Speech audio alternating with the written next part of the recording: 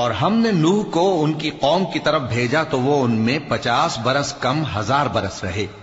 پھر ان لوگوں کو طوفان کے عذاب نے آ پکڑا اور وہ ظالم تھے. پھر ہم نے نوح کو اور کشتی والوں کو نجات دی اور کشتی کو اہل عالم کے لیے نشانی بنا دیا. اور ابراہیم کو یاد کرو جب انہوں نے اپنی قوم سے کہا کہ اللہ کی عبادت کرو اور اس سے ڈرو، اگر تم سمجھ رکھتے ہو تو یہ تمہارے حق میں بہتر ہے. تم تو اللہ کو چھوڑ کر بتوں کو پوجتے اور جھوٹی باتیں بناتے ہو. جن لوگوں کو تم اللہ کے سوا پوجتے ہو وہ تم کو رزق دینے کا اختیار نہیں رکھتے.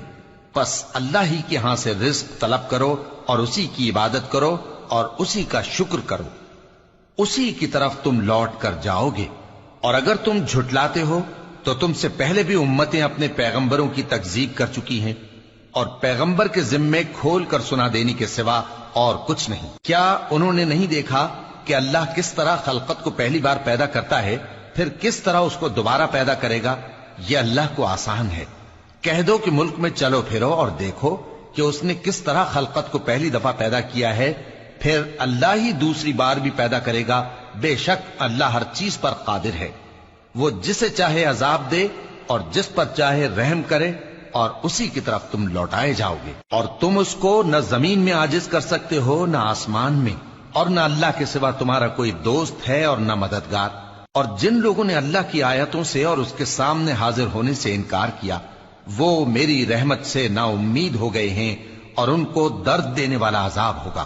تو ان کی قوم کے لوگ جواب میں بولے تو یہ بولے کہ اسے مار ڈالو یا جلا دو، مگر اللہ نے ان کو آگ میں جلنے سے بچا لیا. جو لوگ ایمان رکھتے ہیں ان کے لیے اس میں نشانیاں ہیں.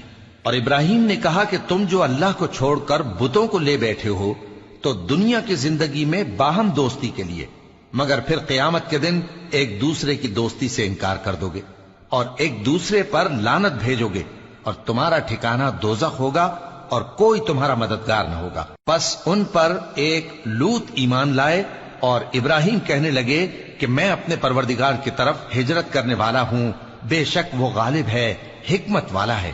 اور ہم نے ان کو اسحاق اور یعقوب بخشے اور انہی کی اولاد میں پیغمبری اور کتاب رکھ دی، اور ان کو دنیا میں بھی ان کا صلہ عنایت کیا اور وہ آخرت میں بھی نیک لوگوں میں ہوں گے.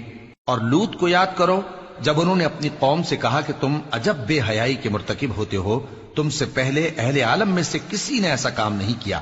کیا تم مردوں کی طرف مائل ہوتے اور رہزنی کرتے ہو اور اپنی مجلسوں میں ناپسندیدہ کام کرتے ہو؟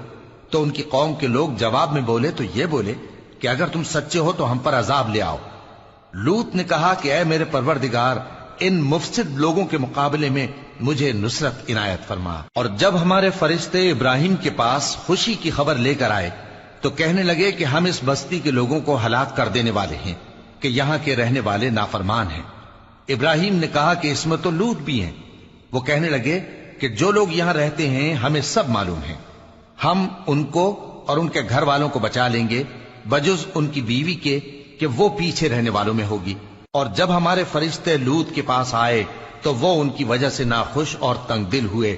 فرشتوں نے کہا کچھ خوف نہ کیجیے اور نہ رنج کیجیے،